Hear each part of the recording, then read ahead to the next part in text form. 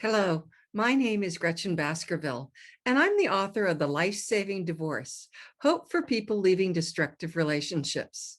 I've been a Christian divorce recovery leader in churches since 1998, so that's over 20 years. And I'd like to talk to you today about churches and emotional abuse in Christian marriages, why we're losing the battle, and how to turn the tide. First of all, let me just assure you that I believe in the sanctity of marriage. God's plan is for marriage to be loving, undefiled, and lifelong. But what happens when it's the opposite? What if it's not just unloving, it's destructive, even dangerous? Abuse defiles. Abuse is not loving. Abuse is not respectful. And abuse damages parents and kids. Now, I don't know if you remember seeing this article in Christianity Today from February 2020. It was talking about evangelical divorcees, and you thought to yourself, hurrah, we're doing great. But the reality is that we're not. Evangelical divorcees are running out of our churches. They still identify as evangelicals, they still love the Lord, but they refuse to attend. If you look at the last graph on that Christianity Today article, you'll see this: church attendance by religious tradition and marital status. This graph compares a number of different things. It compares evangelicals, who are in the yellow rectangle, mainline, Black Protestant churches, and Catholic churches. And what they're comparing is church attendance by people who say they belong to that religious tradition. And what you'll see there is that gigantic evangelical gap. Demographers expected to find a lot more evangelical divorcees attending church, but they don't. When a Christian marriage has trouble, many evangelicals assume the problems really aren't all that bad. So we tell the upset or injured spouse just to try harder, to pray more, to be more agreeable. And I suppose for situations where all that we're facing is a little immaturity, they just need to not be so uptight about how the toothpaste tube is squeezed, and they shouldn't be so picky about how the toilet paper roll is put in. This bit of advice might be really great, but it doesn't work in abusive relationships. Then we tell that upset and injured spouse that the prayers of a righteous spouse will fix it, implying that if their marriage doesn't improve, it's their fault. They just weren't perfect enough. And then finally, we tell them that their godly example will inspire the abuser to change. But of course, if you know anything about abusers, they're just looking for an excuse not to change. They like their life exactly how it is. They like that they can abuse and yet still come home to this person who provides hot food, a warm bed, well cared for children, the bills are paid. And abusers love that. Why would they ever change? We believe as evangelicals this narrative so much that we can't face the reality that you can pray and fast and submit and be more agreeable, and your marriage may still be destructive because one person has major characterological issues. Instead, we pressure and blame the injured one. You see, God doesn't change people against their will. And if God won't force that person to change, how can we possibly? Now, let's take a look at another factor. I'll call it evangelical books that promote naive ideologies. One of these is the best-selling premarital workbook, Before You Say I Do by Norm Wright. I'm sure many of you use this. In fact, this was the premarital book that I used 35 years ago before I got into a marriage that involved a lot of sexual immorality and immoral and illegal behavior. So when I, just a few years ago, dug up this book out of a box, I wanted to see what went wrong. How is it that I said I do to someone who is sexually immoral, who was deceitful, and who was involved with illegal behavior? I looked over the book, and every single one of our answers was completely honest. It's just that the book never brought up big issues.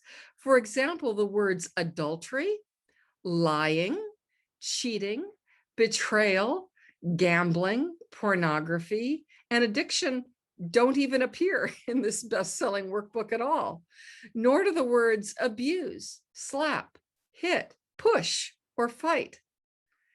This book naively assumes that two Christians have the other's best interest at heart.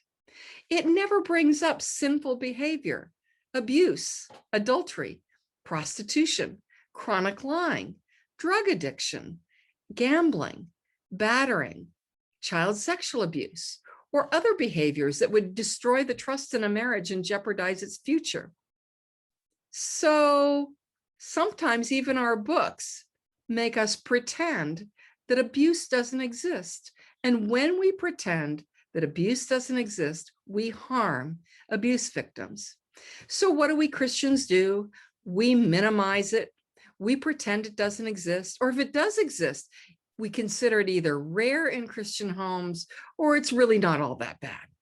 We convince the victim it doesn't exist. We tell the victim they're overreacting or being too sensitive, that these are all normal marriage problems, but they aren't.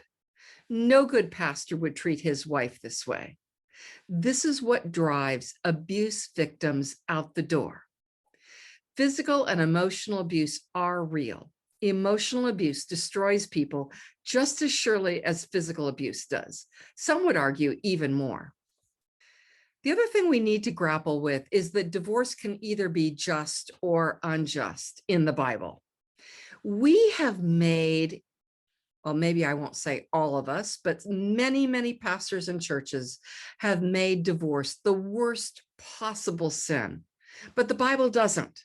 It's not in any list of sins in the Bible. The Bible talks about just and unjust divorce. In 3 places, people are commanded to divorce.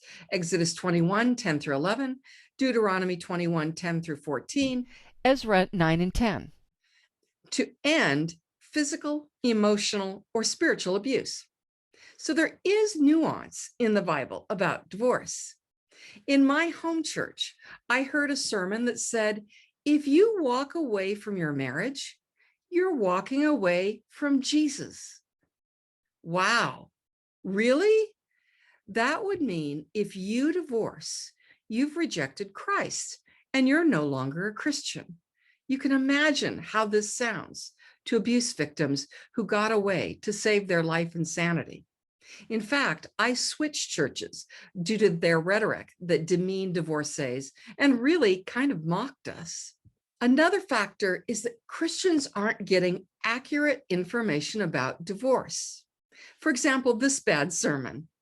Divorce never makes anything better. It just gives you different problems.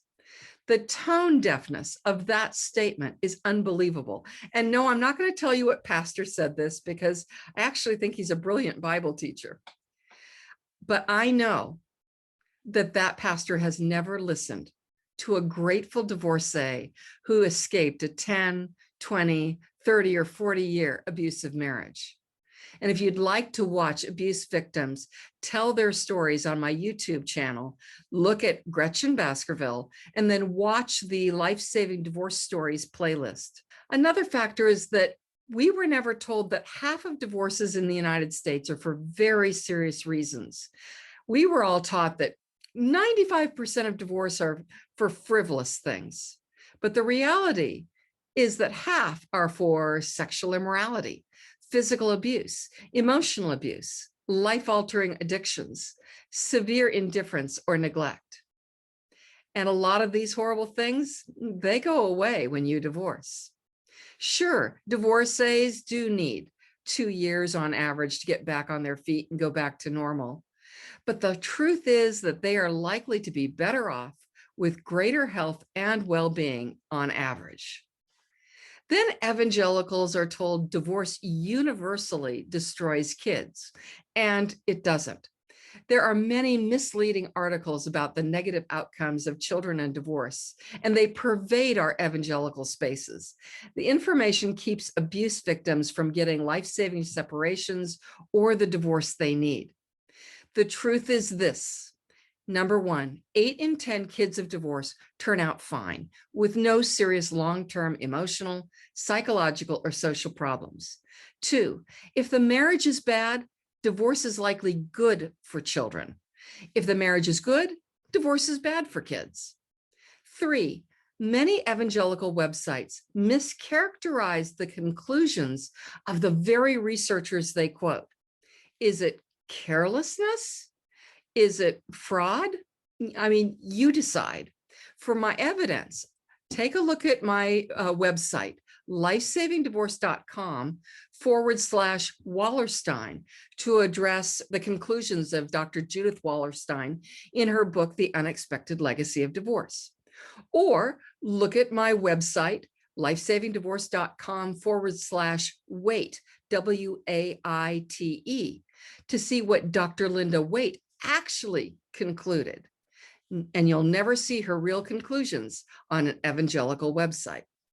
Or number 3, lifesavingdivorce.com FOTF, for the focus on the family misrepresentations of these researchers' quotes.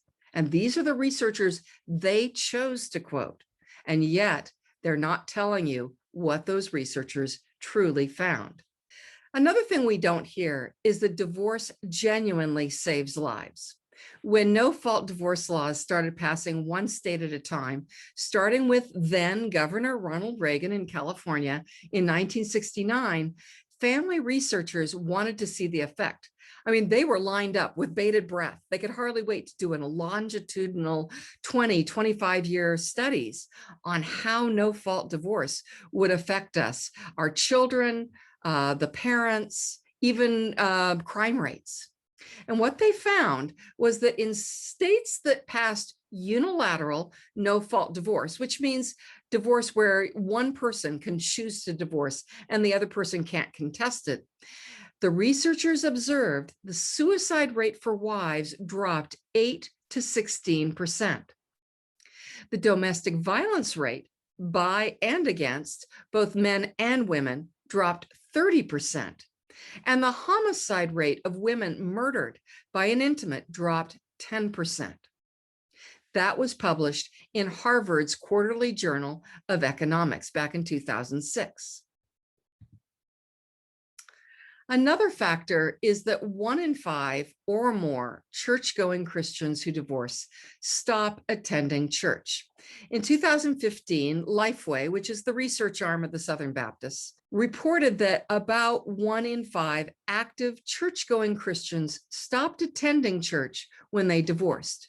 Some of those may be the adulterers or addicts who were just humiliated after being exposed and they dropped out. But many, in my estimation, based on polling in my private Facebook group, are abuse victims who feared church judgment and gossip for divorcing. More than 1 in 3 Christian divorcees cannot darken the door of a church, especially because they are afraid to be put down from the pulpit, that their kids are being told that mommy or daddy was a sinner by choosing to file for divorce. These godly Christians haven't lost their faith in the Lord. They've just lost their faith in church. So let me show you the poll I did in my Facebook group. Again, this isn't scientific. There are over 2,000 people in my group, and these are just the ones who chose to volunteer to take the poll. Okay, so I asked, do you attend church now? So 6 in 10 said yes. A little bit more than half of those said I attend, but I had to switch churches. The rest of them said, I actually attend the same church I did before my divorce. That leaves the 4 in 10 who do not attend church any longer.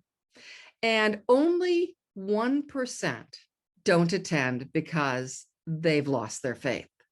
That means 4 in 10 choose not to darken the door of your church because church isn't safe for them any longer.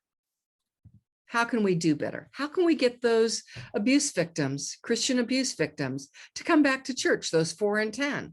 They're godly, they love the Lord. Many of them were Bible study leaders, marriage mentors. They were looked up to in their church. So how do we get them back in? Well, first, we need to learn to identify the signs of emotional abuse.